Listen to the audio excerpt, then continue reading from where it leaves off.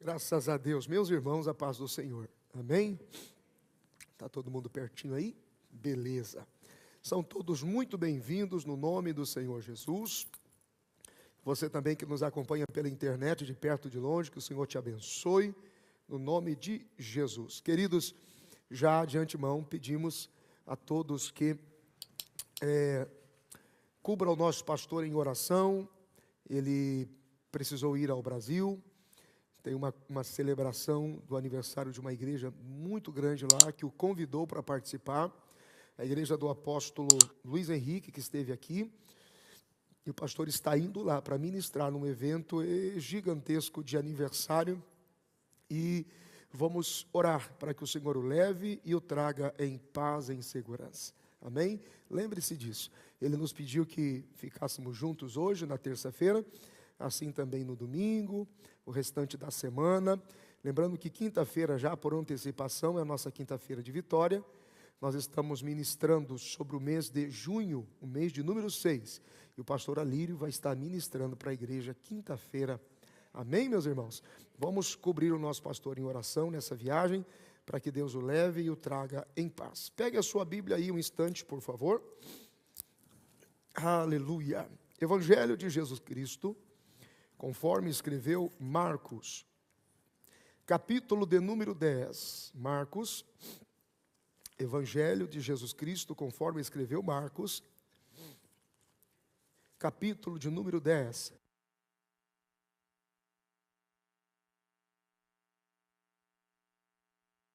Versículo 28.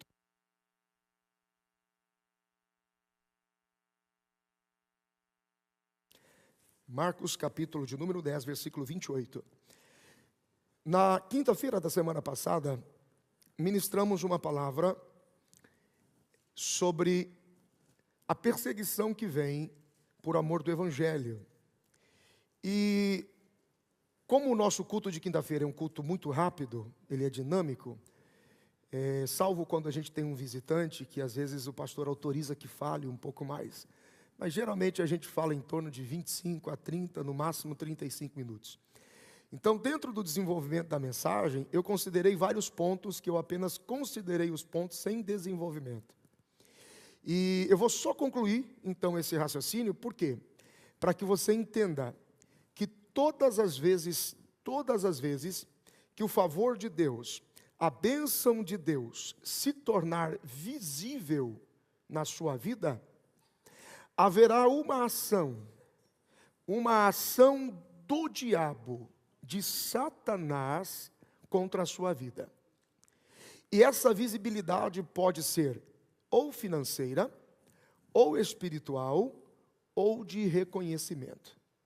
Sempre haverá uma ação em que o diabo vai, a todo custo, tentar frustrar, desanimar, pôr em dúvida o seu testemunho de fé, colocar você em choque quanto ao que Deus lhe prometeu, a desilusão ou o desespero quanto à esperança, que parece que as coisas não vão acontecer, ok? E essa ação, preste atenção nisso, Deus é onipotente, onipresente e onisciente. Significa que Deus tem todo o poder, Deus sabe e vê a eternidade, presente, passado e futuro, no mesmo instante. Ele é onipotente, ele é onisciente, ele é onipresente. Então ele tem todo o poder, ele sabe tudo e ele pode estar em todos os lugares. O diabo não. Como é que o diabo se move? Por coisas visíveis. Por coisas visíveis. O diabo não tem onisciência, ele sabe de quem é Deus e do que Deus tem como propósito, por conhecer Deus. Mas ele não sabe quando, como, de que forma, de que maneira, em que momento, em que instante. Quando é que você começa a sofrer perseguições, acusações, tentações? Quando você ganha visibilidade. Até o batismo de João, Satanás não tinha ideia quem era Jesus o Cristo. E ele já estava nascido. Era o verbo de Deus, já estava lá.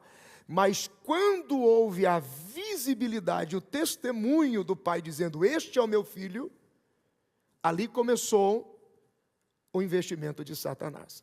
Então, enquanto você não se move, se você tem um chamado ministerial, enquanto você está quieto, você não tem visibilidade. A partir do momento que você se move ministerialmente, o diabo diz, Deus usa ele. Ok? Virá uma onda de perseguição. Você está quieto, de repente você ousa um investimento aqui, outro investimento lá, abre uma empresa ousada, entra no mercado competitivo, autorização de um empréstimo liberado pelo banco, equipamento comprado, você está avançando. O diabo, ele vai manter o reino, ele vai ser provedor, ele vai ser rei e provedor. Ganhou visibilidade? Virá uma perseguição, porque esses são os 3 poderes que o diabo investe contra as pessoas que vivem visivelmente o propósito de Deus. Ou ele vai tentar você, ou ele vai perseguir você, ou ele vai acusar você. Isso é financeiramente, espiritualmente, ou a título de reconhecimento. A Bíblia diz, Evangelho de Jesus Cristo, conforme escreveu Marcos, capítulo de número 10, e no versículo de número 28, as seguintes palavras de Jesus. Versículo de número 28, vamos agora com mais calma, porque nós estamos em ritmo de estudo. E Pedro começou a dizer-lhe, eis que nós tudo deixamos e te seguimos. Deixa eu fazer uma pergunta aqui. Alguém deixou, renunciou, abriu mão de alguma coisa na sua vida para seguir a Jesus um dia? Todos nós deixamos alguma coisa, não é? Um vício, uma mania, um costume, uma vida e até um ambiente que você disse, eu não posso mais ficar aqui. Então, Pedro diz, deixamos tudo e te seguimos. E Jesus respondeu e disse, em verdade vos digo que ninguém,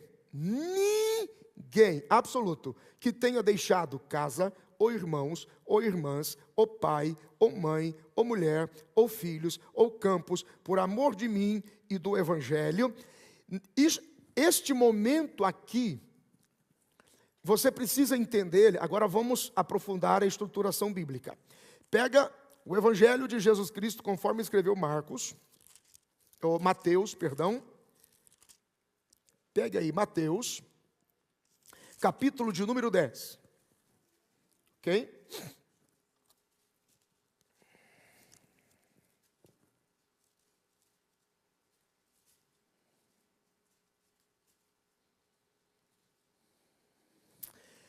A Bíblia diz que o diabo, ele tem uma ação de engano e de acusação, ok? Atenção, eu vou falar bem devagar para você entender. O diabo tem uma movimentação que depende da visibilidade. O diabo não é onisciente, nem onipresente, nem onipotente. Ele não discerne, ele não faz ideia, ele não tem a mínima ideia. Algumas pessoas desprezam a oração em línguas estranhas, especialmente os que creem. Mas isso é um segredo que Deus deu. Porque isso é um segredo para aqueles que na sua intimidade, no seu crescimento pessoal com Deus, desenvolve a sua oração de segredo diante de Deus. O diabo só se move por visibilidade. O diabo não bebe cachaça. Ele precisa de uma mão que pegue um copo e leve a cachaça na boca. O diabo não fuma cigarro. Ele precisa de uma pessoa que fume o cigarro. O diabo, ele não mata as pessoas, ele precisa de alguém que puxe o gatilho. Então, como é que o diabo se move para tentar, acusar ou perseguir? Ele usa pessoas. Tem alguém aí? Ele usa pessoas. Mateus, capítulo de número 10, versículo 36. Os inimigos do homem serão muitas vezes os seus próprios familiares. Versículo 37. Porque quem ama pai ou mãe mais do que a mim não é digno de mim. E quem ama o filho ou a filha mais do que a mim não é digno de mim. E quem não toma a sua cruz e não segue após mim não é digno de mim. Quem achar a sua vida, perdê-la-á. E quem perder a sua vida por amor de mim, achá-la-á.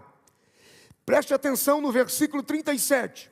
Quem ama o pai, repita, independente da sua versão, diga: quem ama o pai, quem ama a mãe, quem ama o filho, quem ama a filha. Veja que Jesus não está nos convidando a romper com laços familiares. Jesus não está dizendo: abandone sua casa, sua família, seu pai, sua mulher, seus filhos, porque alguns meio doidos aí fazem isso. Esse negócio de depender de Deus não é sair pelo mundo e que Deus resolva. O Senhor não está dizendo corte relações e abandone a casa, porque tem gente que usa isso aqui como argumento, por exemplo, para divórcio, para abandono de filho. O Senhor está dizendo: eu reconheço que você vai ter família, eu reconheço que você estará envolvido por um círculo familiar, pai, mãe, filho e filha. Também reconheço que você os amará, amará seu pai, amará sua mãe, amará os seus filhos. Só não os ame mais do que a mim. Como amo mais a Jesus do que a minha família? Mantendo-os comigo junto de Deus. Tem alguém aí? Não é separando, trancando num quarto, mandando, expulsando de casa. Ame sua família. Não os ame mais do que a mim. Tome então a sua cruz e vem. Traga a sua família com você. Então você está me amando mais. Mantendo-os sempre na memória, no coração, na lembrança de que eu sou Senhor. Quando a gente volta lá para Marcos 10 e 29, o Senhor está explicando a potencial graça que será liberada para todos aqueles que viverem em nome do Evangelho e por amor de Deus. Então no versículo de número 30 ele está dizendo: não há ninguém que não receberá 100 vezes mais, tanto neste tempo. E aí ele dá uma pluralidade, ele dá uma multiplicidade, uma multiplicação. Ele diz assim: 100 vezes nesse tempo, e ele multiplica bens. Ele sai de casa no singular para casas. Irmãos, irmãs, mães, filhos e campos, ele está dizendo: vai ficar todo mundo junto. Vou multiplicar o espaço, mas todas as vezes que eu multiplicar o espaço com visibilidade, será com perseguições. Sempre será com perseguições. Ou financeiro, ou espiritual, ou de reconhecimento. Mas aqueles que se mantiverem pacientemente, por amor do meu evangelho, não só receberão 100 vezes, como também o século futuro, a vida eterna. Todas as vezes que nós tivermos uma movimentação visível de bênção, de favor de Deus, haverá uma repentina perseguição, uma repentina tentação ou acusação contra nós. Segundo Jesus, o mundo já não serve mesmo. O mundo jaz no maligno. As maiores perseguições e as maiores ações de acusações, segundo Jesus, sempre serão mais acirradas entre a família de Deus, entre os irmãos. A história de Caim e Abel se repete até hoje. Sempre vai ter alguém que não vai entender que a sua oferta não foi aceita, e como recompensa, escolherá alguém para matar. Isso se repete cotidianamente, até nos dias de hoje. Então eu quero colocar aqui para vocês alguns pontos, e vou destacar pelo menos um, e a gente vai encerrar nesse ponto de vista o assunto. E existem 7 estratégias que o diabo usa, baseado em tentação, perseguição, acusação. Existem 7 estratégias que o diabo usa para desgastar a minha e a sua relação com Deus, com a nossa família e com os nossos irmãos. A cada tempo, uma dessas ações pode vir sobre nós. São ações estratégicas de Satanás. À medida que você se movimenta, ele vai querer liberar sobre você, provocar em você um desgaste, que é o que algumas pessoas que não atentam espiritualmente para isso, sofrem, desistem e abandonam a sua fé, abandonam a Deus. Quem conhece Jesus, irmão, quem levanta a mão um dia e recebe a Jesus como único e suficiente Salvador, o céu e a terra passam, mas a palavra não sai dele. Pessoas flutuantes e instáveis, que não param em lugar nenhum, não conhecem Jesus. Eles têm alguns amigos dentro da instituição, eles gostam do ambiente, do som, da luz, da cadeira, mas Deus, não. A religião sim, Deus não. Porque religiosos sempre andarão de mão dadas com espírito de miséria. E serão estes usados para provocar a tentação, a perseguição ou a acusação. O desgaste do nosso relacionamento. Então, qual é a intenção do diabo? Gente, o diabo não é parar você de uma vez. A intenção de Satanás não é parar você de uma vez, mas te desgastar aos poucos, porque é mais exaustivo. Ele não tem interesse. E na verdade, você, eu, não significa nada para ele. O que ele quer destruir mesmo é as pessoas que estão dependendo de você para permanecer de pé. É o seu ciclo de influência. Tem alguém aí? Vamos ver tudo isso na Bíblia? Então vamos lá. Se você quiser anotar, senão depois você assiste de novo. 7 estratégias que o diabo usa para provocar um desgaste no seu relacionamento com Deus. Primeiro, Hebreus, capítulo de número 12.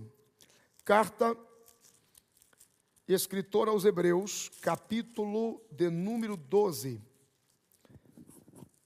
Escritor aos Hebreus, capítulo de número 12.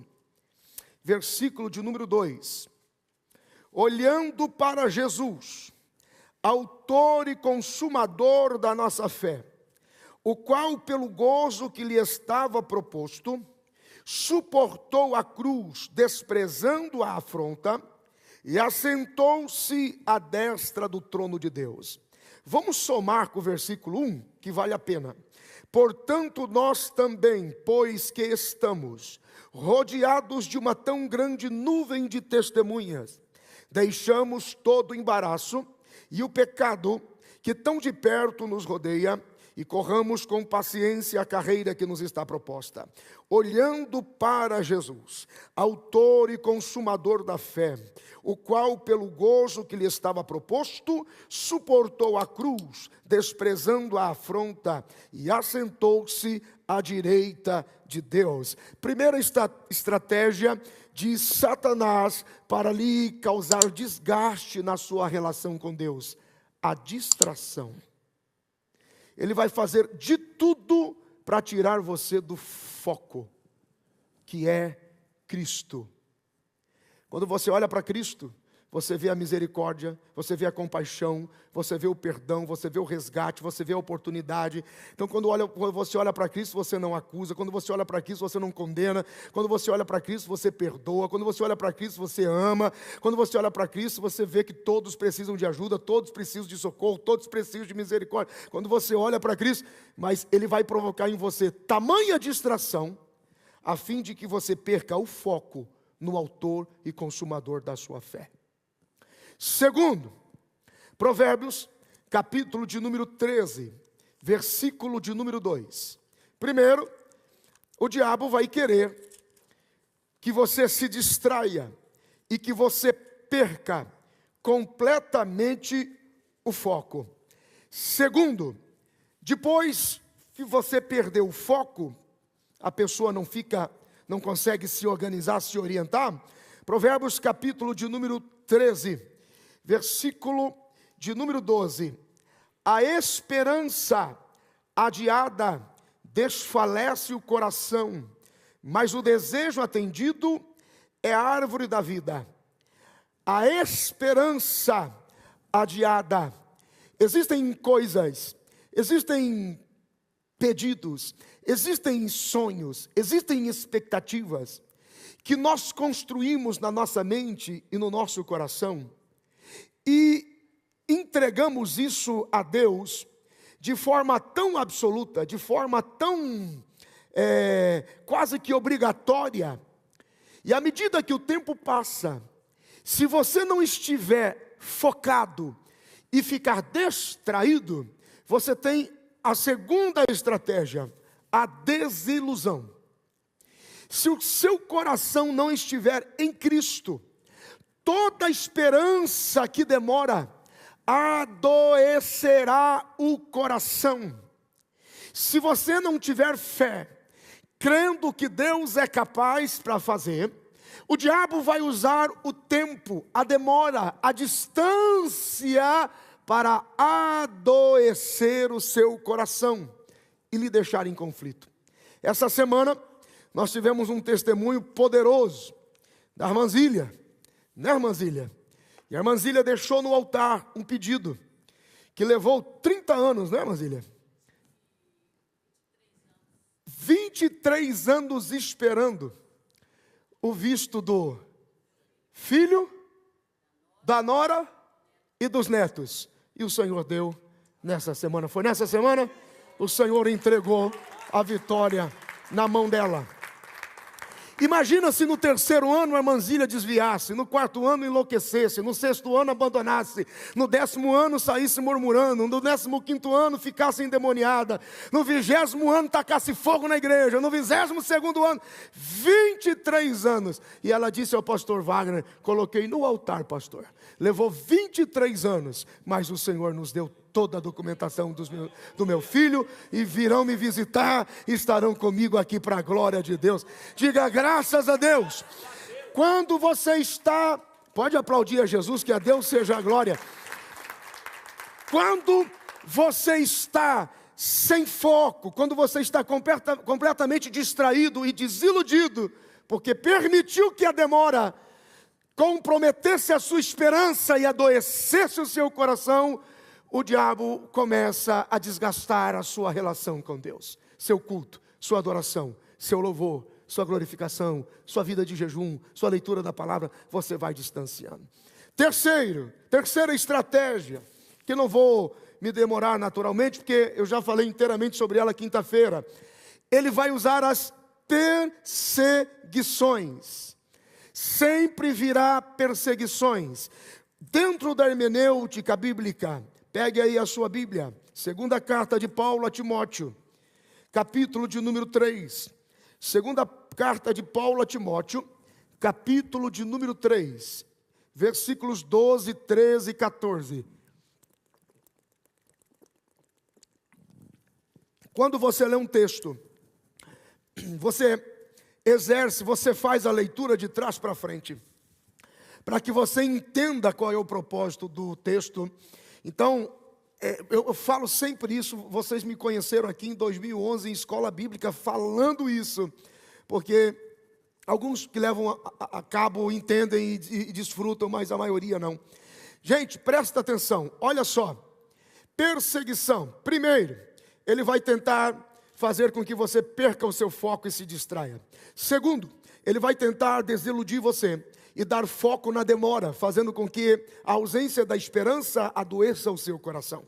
Terceiro, haverá um tempo de perseguição. Veja o que a Bíblia diz na segunda carta de Paulo a Timóteo, capítulo 3, versículos 12, 13 e 14.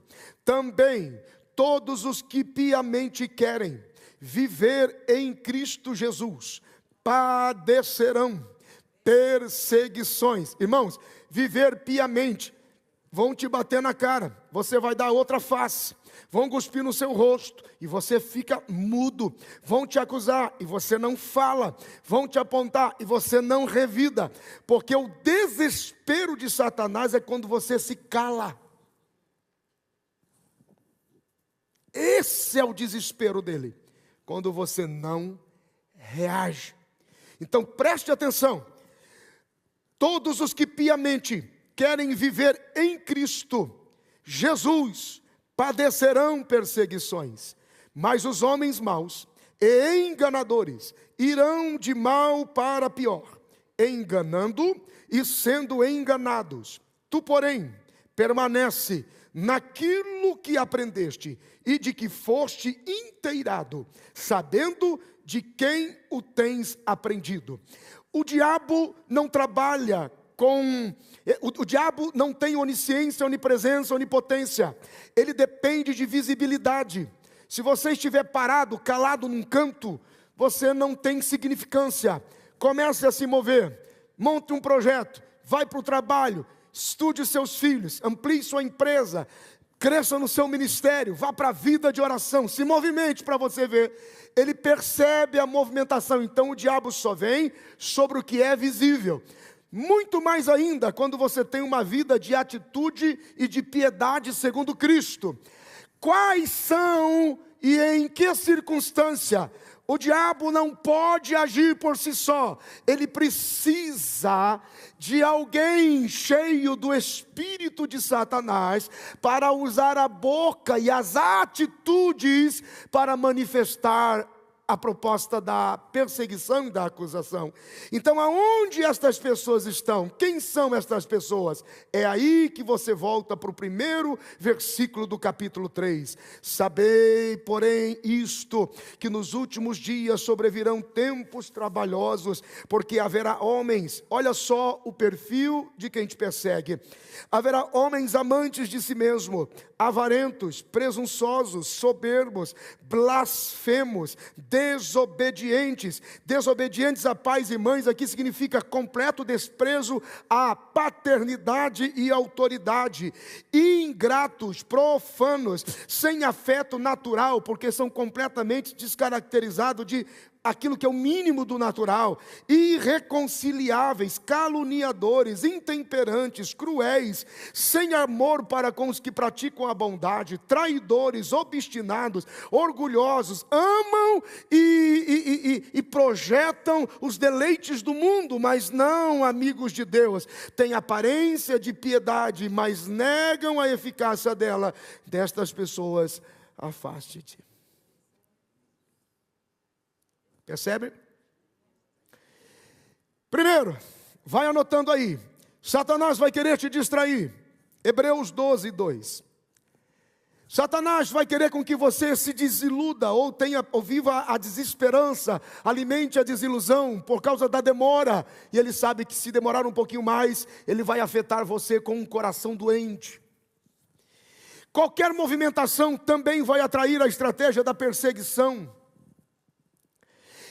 Quarto, ele vai tentar desgastar você através da acusação. Quinto, porque eu não posso me delongar no horário, ele vai usar críticas. Sexto, ele vai tentar você. Sétimo, ele vai usar das traições. Em alguma dessas estratégias, ele vai tentar pegar você. E eu quero, para concluir a ideia, porque de todas essas estratégias que Satanás tem contra você, distração, desilusão, perseguição, acusação, crítica, tentação, traição, as mais acirradas, as mais ferozes são a perseguição e a acusação, porque estão ligadas diretamente à piedade de uma vida com Cristo. E disse o Senhor: à medida que eu te der visivelmente destaque, virá junto perseguições. A sua paciência lhe garantirá o futuro e por fim a vida eterna, diz a palavra do Senhor. Marcos capítulo 10, versículo 30. Então nós precisamos entender aqui qual é a origem, a base da acusação, a base da incerteza, do ceticismo, da desconfiança, do medo, do melindre, da desconfiança generalizada, do descrédito. O que está acontecendo? Livro do Apocalipse, capítulo de número 12, abre aí a sua Bíblia. Livro do Apocalipse, capítulo de número 12, versículo de número 10. Livro do Apocalipse, versículo de número 12, capítulo, perdão, de número 12, versículo de número 10. Nunca esqueça disso, a movimentação sempre será pelo que é visível. O diabo sempre vai usar a boca de alguém, a atitude de alguém, o gesto de alguém, ele não faz sozinho. Veja o que a Bíblia diz no versículo 10 do capítulo 12 do Apocalipse, olha só. E ouvi uma grande voz no céu que dizia: agora é chegada a salvação, e a força, e o reino do nosso Deus, e o poder de Cristo, porque já o acusador de nossos irmãos é derrubado, o qual diante de Deus os acusava de dia e de noite, de dia e de noite. E como que isso se caracteriza fisicamente? Mateus capítulo de número 16, pegue aí e anote, conecte os textos. Mateus, vamos ao culto da palavra, pegue aí, Mateus capítulo de número 16, e encontre o versículo de número 23, Mateus 16, versículo 23, ok, vamos no 21, desde então começou Jesus a mostrar aos seus discípulos que convinha ir a Jerusalém, preste atenção, chegou o tempo de que Jesus então pudesse dizer aos seus discípulos: vamos avançar para um ponto mais alto do propósito, vamos avançar para a movimentação, o ápice de toda a razão pelo qual essa obra começou. E aí ele disse: e agora padecer muitas coisas dos anciões e dos principais sacerdotes e dos escribas, e ser morto e ressuscitar no terceiro dia, porque toda movimentação atrairá uma perseguição, mas a garantia de um futuro e por fim a vida eterna. Vocês estão me acompanhando dentro da hermenêutica do versículo? Você entendeu que o versículo 21 trouxe isso? A renúncia do céu, o caminho de Cristo em direção de Jerusalém, a perseguição sobre ele, morreu baixo a isso, porém ressuscitou e com agora a vida eterna. Vocês estão pegando? Ok, só para não... Então vocês pegaram. Versículo 22. Pedro, tomando-o de parte, começou a repreendê-lo. Que conversa é essa? Da onde o senhor tirou essa ideia de ampliar o nosso ministério para Jerusalém? Senhor, tenha compaixão de ti mesmo. Não, nós protegemos o Senhor. Se o senhor for para lá, o senhor acabou de dizer, vão matar o senhor vai ter que morrer. Nós vamos cuidar do senhor. Fica aqui que isso não acontece. Ele olhou para Pedro e não disse assim: você está bem, Pedro? Ele olhou para Pedro e disse: Satanás!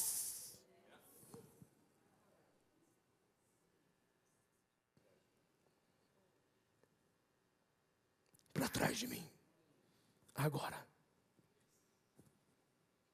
Deus, na sua infinita e misericórdia, graça, deixou na sua Bíblia para nós todas as chaves. Não era o grande Pedro, mas o diabo falava por ele. E falava com o quê? Com uma grande ideia. Para onde o senhor vai?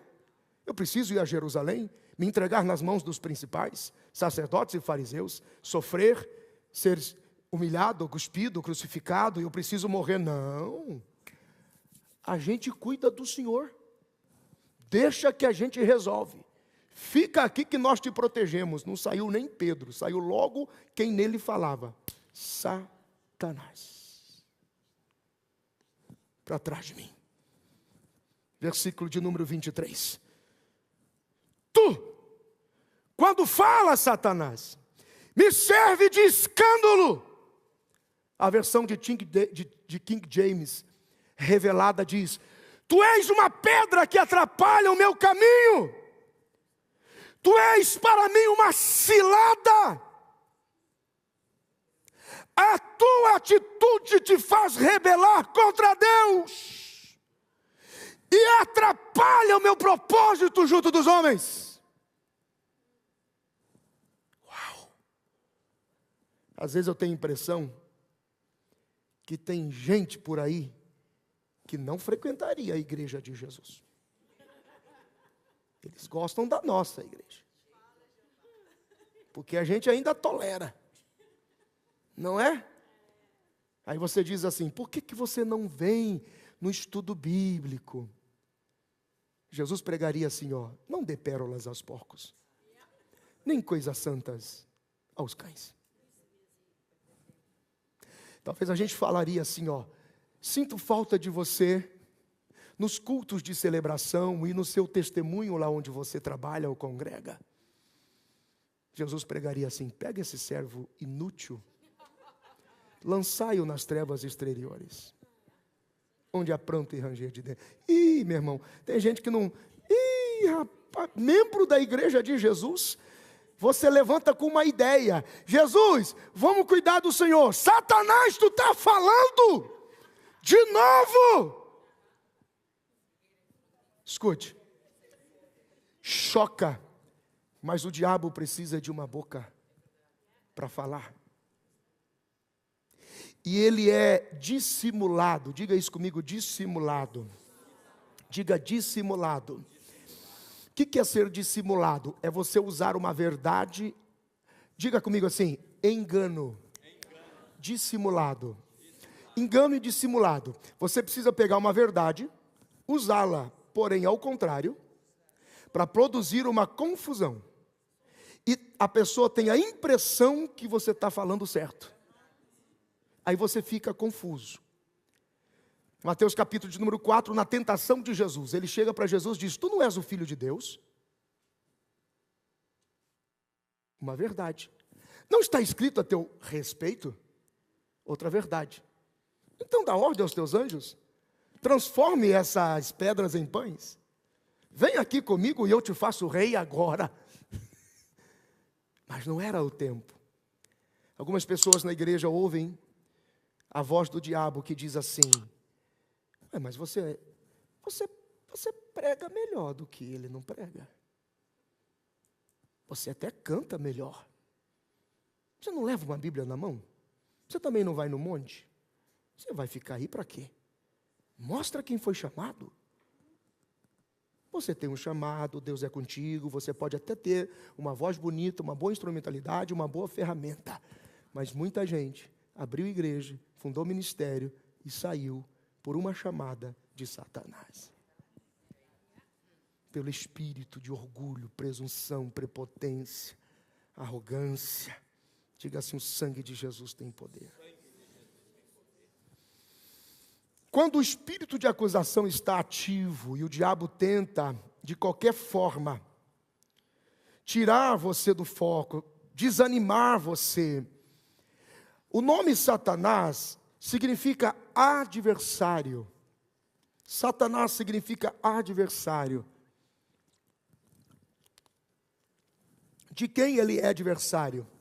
De Deus, de Cristo e da igreja. Se você pertence à igreja de Jesus, você será perseguido, acusado, criticado, traído, tentado, desiludido, distraído. Ele provoca esse efeito de acusar, de se declarar adversário. A acusação, ela sempre vai surgir sobre algo que você é ou algo que você faz. Não seja nada, não faça nada, você não terá paz. Soma, faça um buraco e entra dentro. E não faça mais nada na vida. Mas o dia que você fizer algo, e o dia que você for algo, você sofrerá acusação e perseguição. Nesses 3 níveis que você conhece. Então a pergunta é: por que a acusação vem sobre nós? Então anote aí. Primeiro, por que o diabo é acusador dos nossos irmãos? Apocalipse 12:10. Por que a acusação vem? Por que a acusação usa as pessoas, a boca das pessoas? O que a acusação quer fazer com você? Primeiro, ela quer destruir o seu testemunho de fé. Ela quer tirar a sua credibilidade. Por quê? Porque se você não tiver credibilidade, ninguém dará ouvido a você. Se você não tiver credibilidade, se você não tiver um testemunho, ninguém vai parar para te ouvir. E aí começa a complexidade da ação do diabo sobre o corpo. Se você está diante de uma congregação que não pode acreditar no que você fala, o tempo de salvação para aquela congregação acaba. Não se vê milagres, não se vê salvação, não se vê restauração. Se os teus filhos não podem acreditar em você, você não tem autoridade sobre a casa. Se os teus empregados não podem acreditar em você, você perde autoridade sobre eles. Se você não consegue credibilidade, testemunho, para se manter na posição de quem governa, ou de quem vive o propósito financeiro, espiritual, ou de reconhecimento, por que você é acusado? Para que se tire de você a credibilidade e ninguém mais confie em você. Segundo,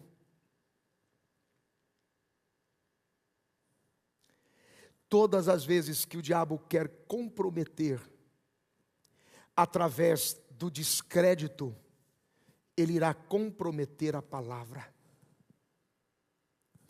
O bem mais precioso de Deus para a sua igreja é a palavra.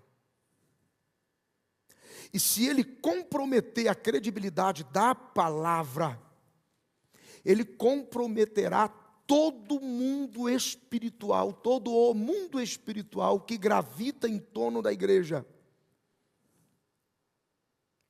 Uma vez que o testemunho está comprometido, uma vez que a credibilidade está comprometida, uma vez que a palavra não é ouvida, quarto, o ciclo de influência ficará comprometido. Pegue a sua Bíblia um pouquinho aí, segunda carta de Paulo aos Coríntios.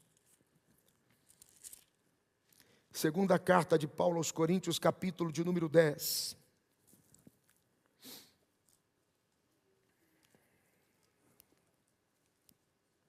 Versículo 13. Porém, não nos gloriaremos fora da medida, mas conforme a reta medida que Deus nos deu para chegarmos até vós. Versículo 14.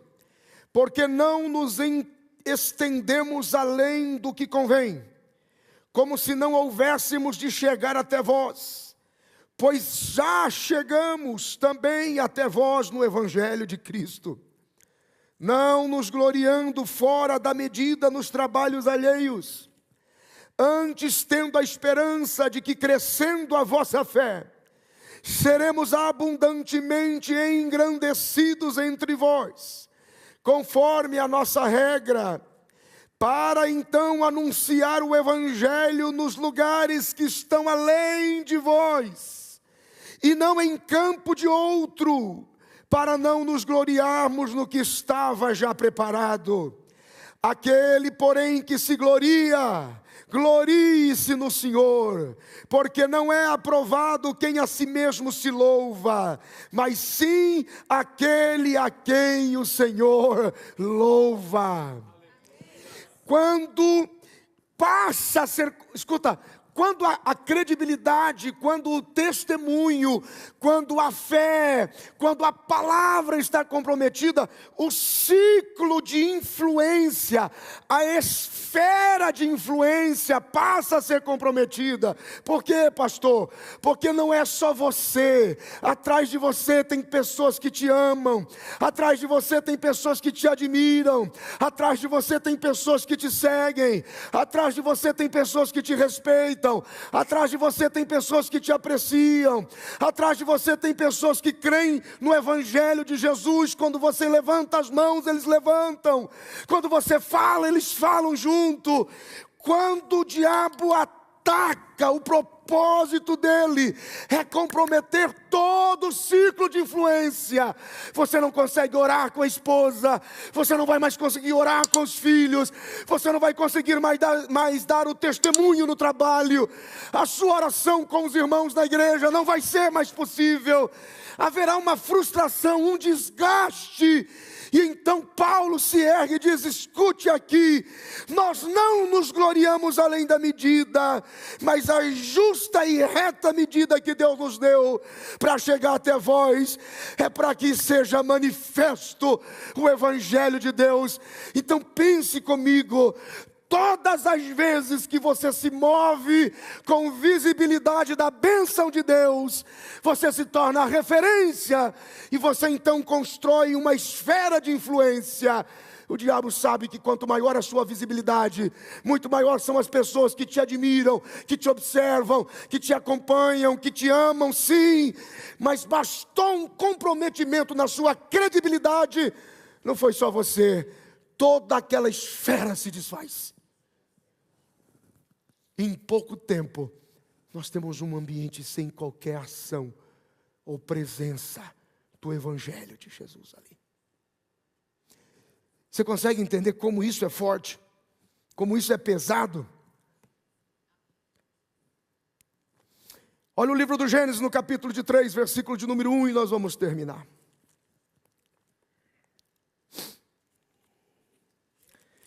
Todas as vezes que você for acusado, a acusação virá para questionar a sua fé. Gênesis capítulo 3, versículo de número 1. A serpente era mais astuta que todos os animais do campo que o Senhor tinha feito. E disse à mulher: é assim mesmo que Deus disse? Não comereis de toda a árvore do jardim? Eu não me lembro. Quando você começa a ser acusado, o diabo começa a dizer: é isso que Deus prometeu para você? Eu não estou entendendo, vale a pena continuar? Bom, se eu fosse você, eu deixava isso para lá. Abandona esse negócio aí, cara. Esse casamento não te faz feliz. Essa mulher não te ajuda. Não me lembro muito bem, foi isso que Deus te falou? Esses filhos não te obedecem. Deixa isso para lá, rapaz, que o mundo ensine eles. Não estou me lembrando muito bem. A acusação faz com que você questione a sua fé. O diabo quer que você pare de crer que Deus fez o que fez por você, e que Deus está no controle absoluto de todas as coisas. O que a acusação vem? O que a acusação quer fazer? Assassinar o seu caráter. Livro do Gênesis, capítulo de número 4, versículo de número 1 até o versículo de número 8. Essa história se repete dezenas e dezenas de vezes. E conheceu Adão a Eva, sua mulher, e ela concebeu e deu à luz a Caim, e disse: alcancei do Senhor um homem. E deu à luz mais a seu irmão Abel. E Abel foi pastor de ovelhas, e Caim foi lavrador da terra. E aconteceu ao cabo de dias que Caim trouxe do fruto da terra uma oferta ao Senhor. E Abel também trouxe dos primogênitos das ovelhas e da sua gordura. E atentou o Senhor para Abel e para a sua oferta, mas para Caim e para a sua oferta não atentou. E irou-se Caim fortemente, e descaiu-lhe o semblante. E o Senhor disse a Caim: por que te iraste? Você não fez tudo certo? Por que o teu semblante está descaído? Anda meio triste, o que será que aconteceu? Será que é porque eu já não recebo mais o seu culto? Se você tivesse feito bem, não seria então estar certo e não seria aceito? E se não fizesses bem, então o pecado jaz à tua porta, e sobre ti o teu desejo, agora está sobre ti o teu desejo, mas cabe a você dominar. E então Caim se irritou, foi lá no campo e matou o pastor das ovelhas, que era seu irmão. O que a acusação vai fazer? Com que todos aqueles, pastor de ovelhas, todos aqueles que liderem, estão à frente em uma esfera de influência, sejam assassinados. Porque Caim não suporta o culto de Abel. Caim não suporta o culto de Abel. A pergunta talvez seja: pastor, quando eu sofrer acusação, quando eu passar por perseguições, o que eu preciso fazer? Qual que é o caminho? Qual é a direção? Marcos capítulo 15. Como lidar com a acusação? Marcos capítulo 15, versículos de número 4 e 5. Anote aí. Marcos capítulo 15.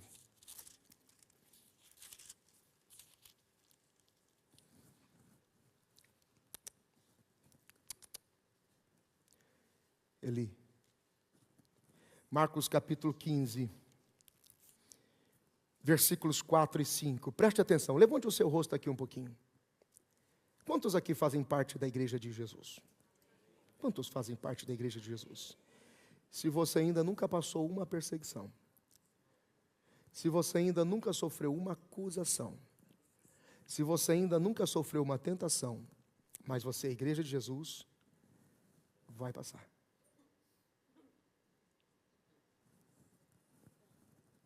Você tem duas opções: não saia de casa, entra num buraco e não faça nada na vida.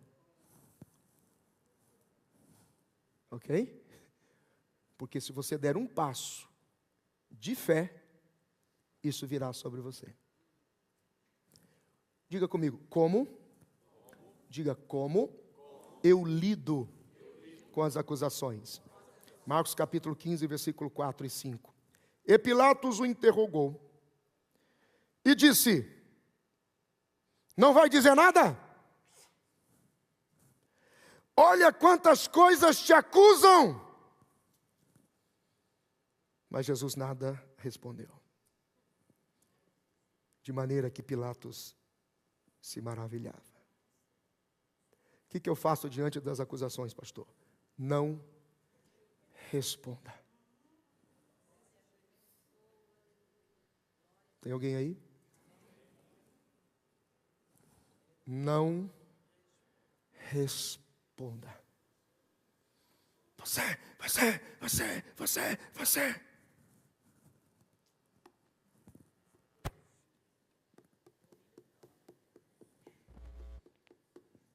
O diabo não tem. Brother. Não. Me ajuda aí. Melhor não. Levante o rosto. É perseguição já. Levante o rosto. Sabe qual é o desespero e a frustração do diabo? É quando você fala. Quando você reclama. Qual a maior verdade que ele disse ali? Não vai falar nada. Te acusam. Me admira você não ter defesa. Resistir ao diabo, ele fugirá de vós.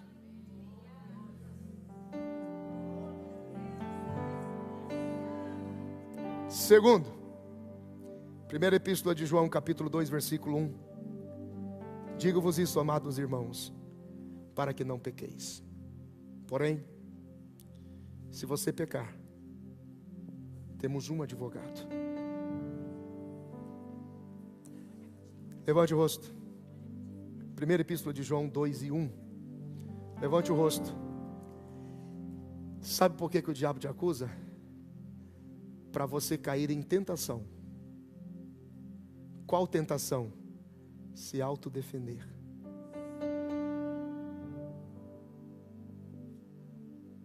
Você não precisa. Você tem um advogado. Olhe para o irmão que está do seu lado. Diga assim para ele: irmão, em nome de Jesus, deixe Deus ser Deus. Como é que eu lido com as acusações, pastor? Não responda. Não se defenda. E em terceiro lugar, eu aprendi isso quando eu tinha 16 para 17 anos. Diga comigo: o mal por si só se destrói. Está na Bíblia, pastor? Está na Bíblia, pastor? Provérbios capítulo 6.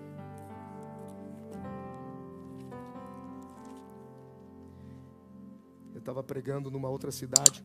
Eu acho engraçado, o pessoal pergunta: sempre que o senhor fala, o senhor usa a Bíblia? Irmãos, eu uso a Bíblia há mais de 30 anos. Essa é a minha ferramenta de trabalho. Eu paro para pensar, eu penso aqui. O que eu faço diante da acusação, pastor? Não responda. Segundo, não se defenda. Posso até incluir um terceiro aqui. Mateus 5,44. Ore por aqueles que vos perseguem. Ore. Quarto, fique tranquilo. O mal não perde viagem. Quando ele não te encontra, ele se mata sozinho. Porque o mal por si só se destrói. Provérbios capítulo de número 6, versículo de número 12 até o versículo de número 19. O homem mau, o homem iníquo, tem a sua boca pervertida. Acena com os olhos, em outras versões, os seus olhos brilham. Fala com os seus pés e gesticula muito com as suas mãos. Há no seu coração, porém, uma perversidade. Todo tempo maquina o mal e anda semeando contendas. Por isso a sua destruição virá repentinamente. Subitamente será quebrantado sem que haja cura. Estas 6 coisas o Senhor odeia, e a 7ª a sua alma abomina: os olhos altivos, a língua mentirosa, mãos que derramam sangue inocente, coração que maquina pensamentos perversos, pés que se apressam a correr para o mal, a testemunha falsa que profere mentiras e o que semeia contendas entre os irmãos.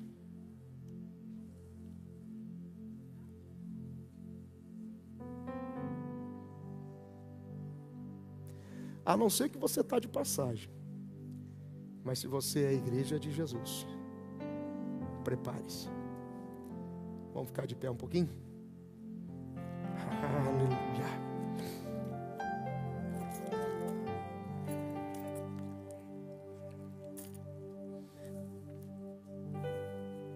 Feche os teus olhos, abaixa a sua cabeça um instante.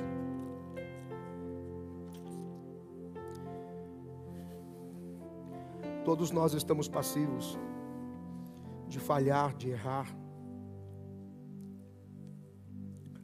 Existe um braço da lei jurídica que chama-se presunção da inocência.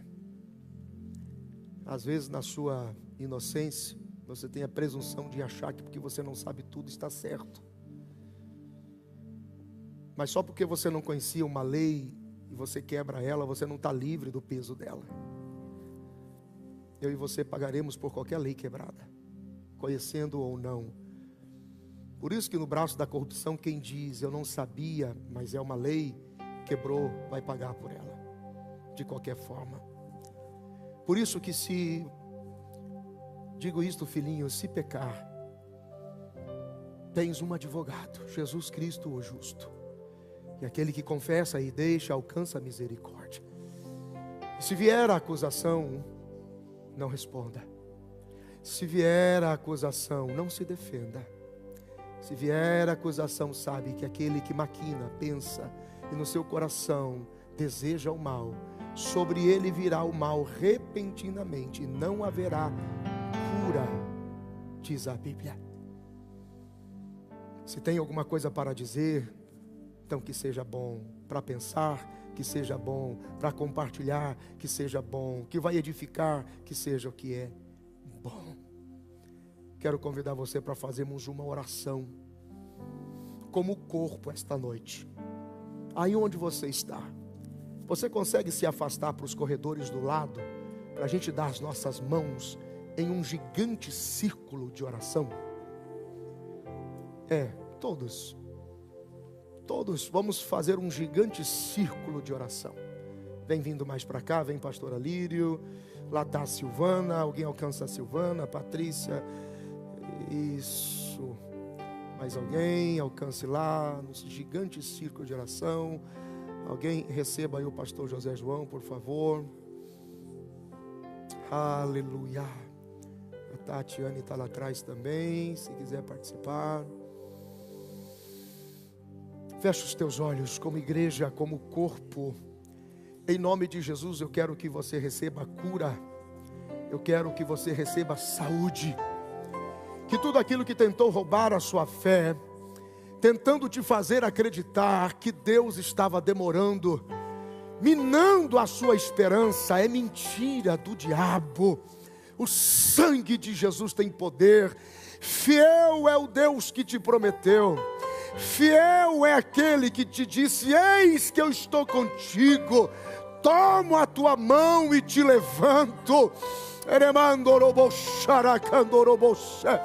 Aquele que te tirou o foco da oração, que te tirou o foco da palavra, que tentou tirar você do foco da adoração, ele está envergonhado esta noite, pelo poder do nome, do sangue de Jesus. Em nome de Jesus, caia por terra a crítica, a traição, a tentação, a acusação, a perseguição. Caiam por terra agora todas as artimanhas contra a sua família, o seu casamento, a sua empresa, a sua chamada, aquilo que Deus lhe confiou, o seu casamento, os seus filhos, o investimento, essa movimentação de honra. Deus vai te exaltar 100 vezes nessa vida, e por fim a vida eterna. Oh, o sangue de Jesus tem poder.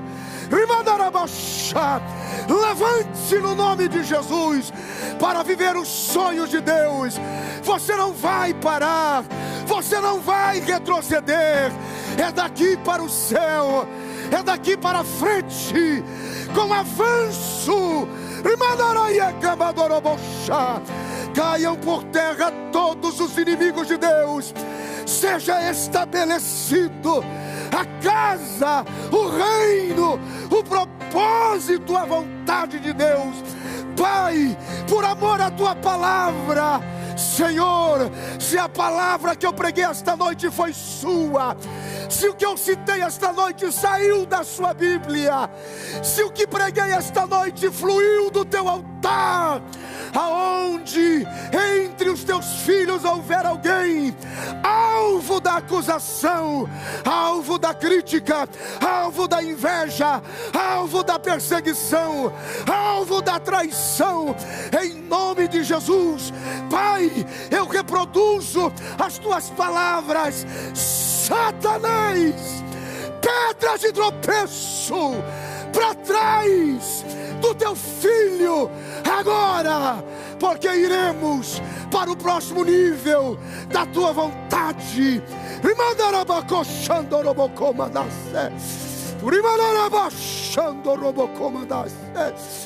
Aleluia, em nome de Jesus, em nome de Jesus. Diga comigo: graças a Deus. Repita um gesto comigo. Estenda as tuas mãos para frente, assim, assim, e diga sem medo, diga: Satanás, para trás de mim, pedra de tropeço, eu vou avançar para o favor de Deus na minha vida. Se você acredita nesta palavra, a palavra de Jesus, aplauda o Senhor com alegria. Dê a Ele a honra, a glória e o louvor para sempre. Antes de você voltar para o seu lugar, abrace 2 pessoas aí do seu lado e diga: Deus está com você. Diga: Deus está com você. Aleluia, Deus está com você.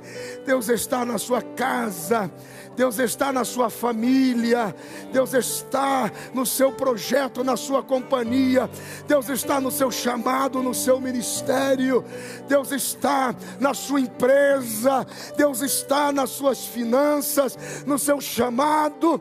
Aleluia, Deus está no reconhecimento. Ah, meu Deus, a tua esfera de influência não será afetada. Você continuará sendo luz. O seu testemunho vai influenciar. A tua casa verá Deus na sua vida. Os teus amigos terão que aceitar que Deus te escolheu. A tua família vai ter que te aplaudir e vão ter que reconhecer que Deus nunca te abandonou.